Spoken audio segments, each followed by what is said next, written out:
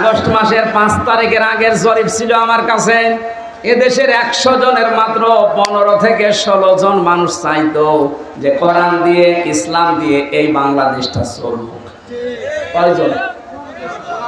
100 জনের সর্বোচ্চ 15 থেকে 16 জন। অথচ 5 তারিখের পরে আজকে 4, এই 30 দিনে গতকালকে রাতে 12:30টার রিপোর্ট পেয়েছি। এই দেশে তাও যে সে রিপোর্ট করে নাই, নির্ভরযোগ্য রিপোর্ট এটা।